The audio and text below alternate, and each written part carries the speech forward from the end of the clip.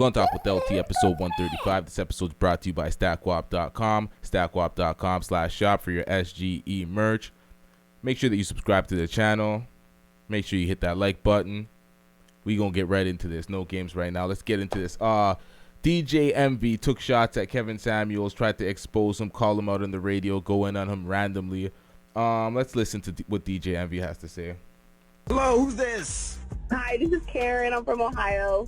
Oh boy, Karen. Another Karen on the line. Oh, I'm not one of them kind. I'm just messing with you, Karen. Go ahead. Who you want to give donkey to? I want to give my donkey to Kevin Samuels. Can I tell you why? Woo! Sure, go ahead. Yes. I think that he openly degrades black women, and he preys on their insecurities that have been given to them in previous relationships and their naiveness. And come on, he gave Saweetie a 6. Dr. Umar spoke on him on all that. He deserves donkey of the day. Yeah, I think he's lame. I do think he's lame. I mean, what age are we where we're rating women and rating people? I mean, he's a grown-ass man. He's 50 years old. But the thing I don't understand is... That's the thing. But the thing is, which I don't understand is, why do women keep going to him? What? Like, that's what I don't understand. Like I said, he preys on their insecurities that they've been given in previous relationships and their naiveness. Yeah, because he looks about... It seems like he hates women. I don't know. Yeah, it does. I mean, he used to hang around the Hermes store and try to get clientele. It's, just to try to get people. And he used to wear, dress up and stand outside the stores and try to talk to people. I've seen him actually a couple times. It's funny. But in Atlanta. But I mean, I don't know why women still go to him. Back up. He said hang out outside the Hermes store. Yeah, he used to try to hang outside the stores to try to get businesses. So he would hang outside the Hermes store and look for, I guess people with a little bit of money and try to talk to him and try to be a stylist or whatever he was trying to do. I see him out there once or twice. Yeah, it's kind of crazy. That's weird. My salesperson from the Hermes store had to remind me, like, you don't remember him? He was the one that was outside the store. I'm like, that was him. Yeah, but he's lame. I don't respect the fact that he sits there and rates women. Oh, this one's a 2 and this one's a 4. And Ma, you look ugly. Ma, you're fat. Like it's just it's a woman must have hurt him. I don't know. If you don't get that bullshit out of my face, bitch. The representation of his show, the way he's misrepresenting what his show is. There's a reason why he's closing in on 1 million subscribers already. Yeah, he's been putting in the work for a long time on YouTube, but his growth has been just exponential through the past year. And it's like he has 1 million subscribers for a reason. People call into his show for a reason. His depiction of the show was disingenuous at best, because that was it's like, has DJ Envy ever watched a broadcast? Listening from his representation of what Kevin Samuels does, he has not watched a single broadcast. He's listened to his wife or his girls in his ears or whatever. I don't know what he listened to. But really and truly, that sounds like the general person that calls into Kevin Samuels and never heard his broadcast and heard his rhetoric from their girlfriends that don't want to take accountability for their actions. That's what it sounds like. The who hurt you, he's this, he's that. They haven't said anything about his actual arguments and what he actually says. They're nitpicking and cherry picking these little random, he rates people, but they don't even know the process of what they're going through. He didn't watch a single broadcast. Stupid. And it's like, I don't understand why these people are getting in the way of progress. There's too many of these, like, okay, DJ Envy, Charlemagne and these guys, The Breakfast Club, been big for a while. Been like the #1 podcast or radio, whatever, just the #1 spot in the culture for a while. But they've been lying for a long time with their chest out. And they don't even care. That whole black men don't cheat shit. For the longest, they've been lying to women. Women are tired of being lied to and getting terrible results. That's why they're at Kevin Samuels and certain of these other manosphere podcasts that are growing exponentially, because women want the truth. Men are trying to get results. Women are trying to get results. They want the truth. They want real discussions, not this radio bullshit that's been going on for so long. This pandering.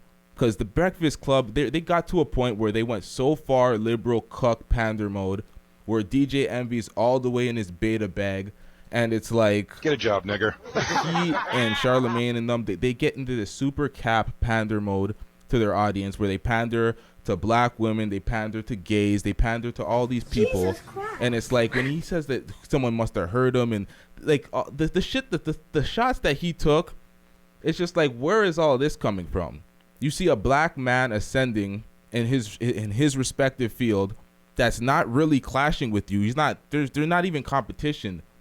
So they're not even in direct competition. So when I'm like, why are these people hating? Like, I understand when I see the stream, certain men in the black manosphere that were pretty much hating on Kevin Samuels because he ascended to a place that they didn't, while they felt like they were working for a long time, and they said that he was cherry picking their talking points and just basically hating because they didn't get the spotlight, they didn't get the shine.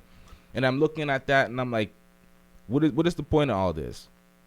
For the girl that called him, okay,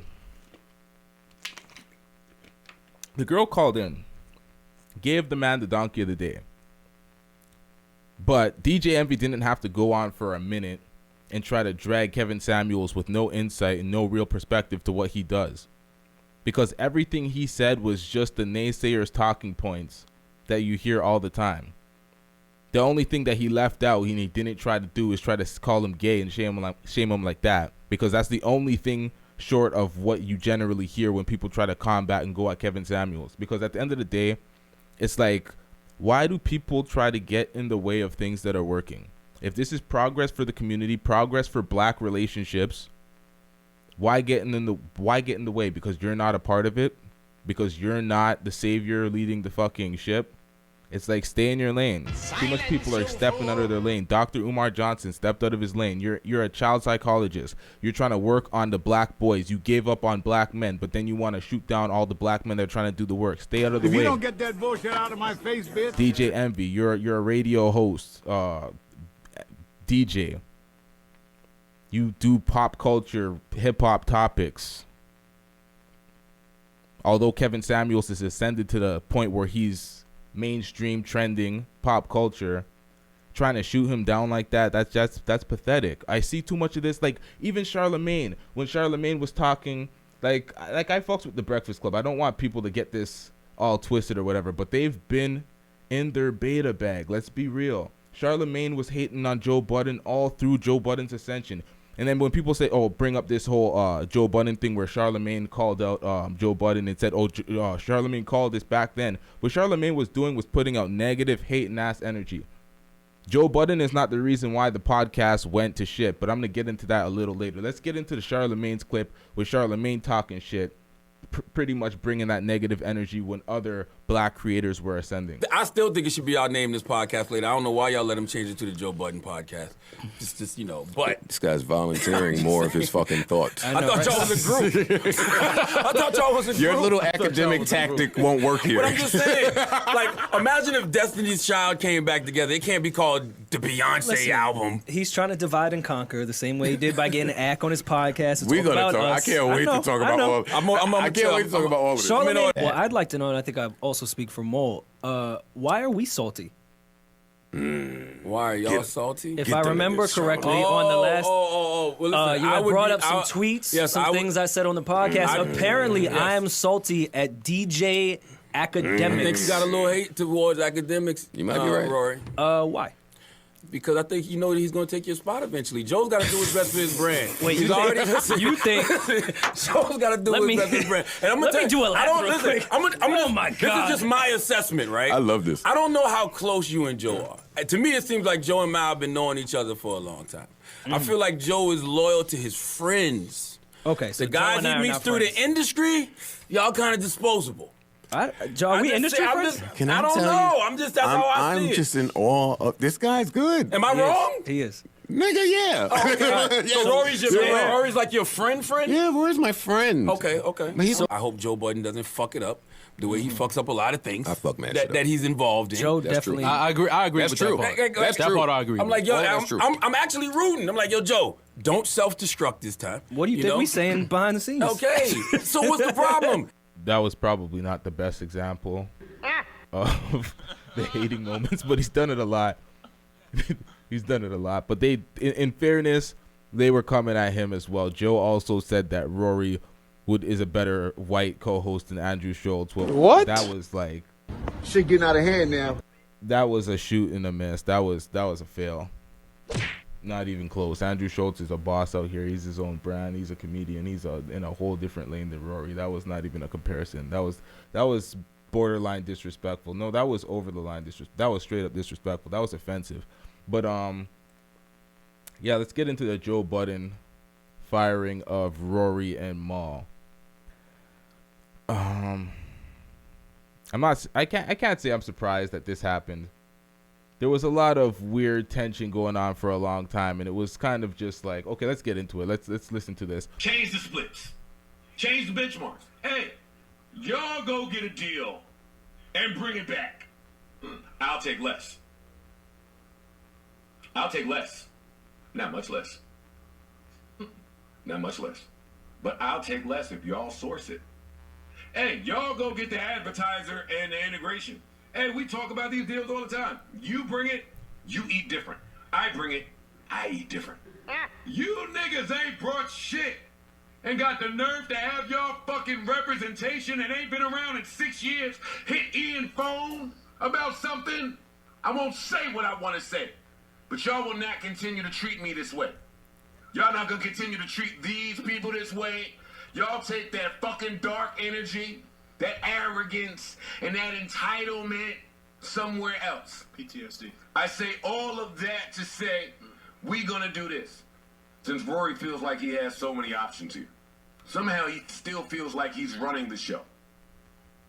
He still feels like he has choices and options. He feels like he's entitled to more. Rory, you are in breach of your contract, and from this point forward, you are fired, and you're not welcome back. Does anybody in here have a problem that I'm the person that has to say that? No. Mal, I'm the person that has to say that. The gall of you to think that you are observing the way that I am. Jesus Christ. Yo. Okay, there's a bit more, but yo. Joe's going off right now. Got a lot of pushback on Twitter, but it's like, yeah, those are like the people in the minority, the Rory and the Mal fans. But a lot of people at this point understand exactly Joe's gripe. Everybody that heard the full audio, all the Joe Budden podcast fans, and I can't say all because obviously there's some that are on the other side of the fence and they actually want the original podcast to continue. So clearly there's a lot of fans hurt. But a lot of fans understand where Joe is coming from when they listen to the audio. When they listen to the whole breakdown and a lot of things that were spilled, they're like, oh shit, we really understand the business and what the hell Joe's talking about now. Me, because I have my own podcast and my own platform, I understand the business, and that's the problem. People from the outside, they don't understand the business, and to break it down to them, it's just like at some point it's just tiring, and people just would rather veto it and just hold off on it. But let's get to the rest just another part of this clip that Joe goes off on Rory and Mal. Reason was questioning me and friendship and my character. You was there. You was there. I was there. He was questioning my friendship and my character as someone that has overpaid him and overprotected him. Because I speak to academics. Because I did a live with academics. Why are you not allowed to communicate with this man? I'm so confused with that whole thing. And that was the same pod that I came in here and said, I was referencing Snowfall. I said, y'all want me to be mad at how another nigga talk? They both sat here and agreed. Yeah.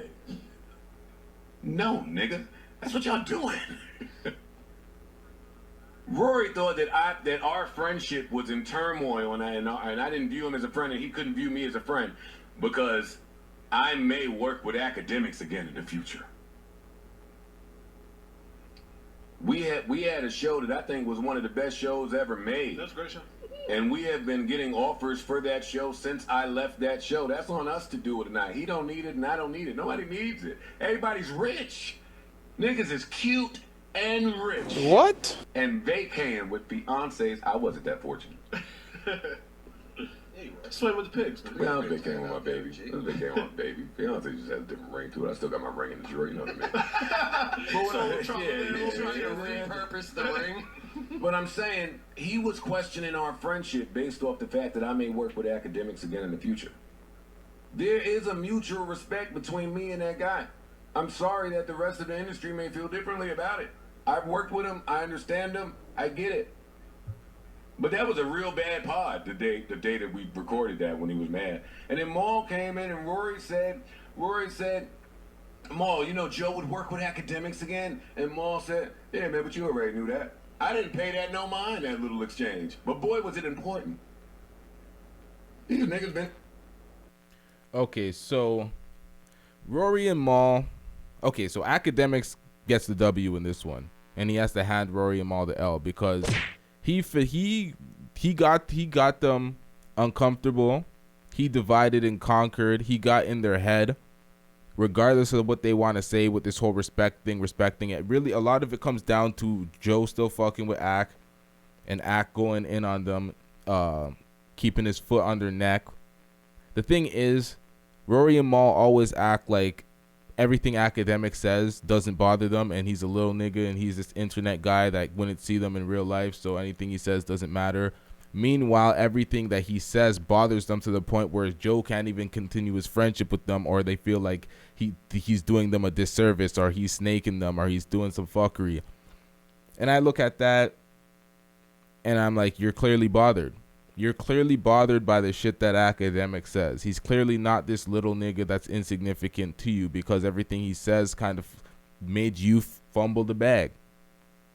That's the way I look at it. Joe said in another clip, I don't have the actual audio for that, but Joe said in the podcast that they can't put out their own podcast for a whole year because they have a non-compete in the contract. So they can do their own thing. They probably start a YouTube channel or something, but they can't start their own podcast outside of Joe. And Joe already has his podcast continued with Ice and Ish. So there's that as well. Like, I definitely didn't fucks with the shit academics was doing with Tekashi. I was not fucking with that. But at the end of the day, it's like he definitely kept his foot on Rory and Mal's neck. Regardless if you like Ak or not, regardless of where you stand on that, people have to look at it objectively. He really had them flustered and fucked up, and really got in Rory's head especially. The shit that Joe was talking about in that podcast, if anybody listened to that podcast, they know what I'm saying is facts. I didn't think people were really affected by anything academics was saying. That's how it was painted behind the scenes, you guys that's not here. Y'all said y'all wasn't affected. But then you keep looking affected. And I keep dealing with the effects and the ramifications of it without talking to Ak. And y'all think that I'm leaking information to Ak. No, he's just good at what he does. I'm with Joe. I understand Joe when it comes to the firing of Rory. I don't know if it's official that Mal's fired. He didn't actually say Mal was fired. It seems like he said Mal has the same lawyer as Rory. Respect. When we gonna talk about you niggas having the same lawyer?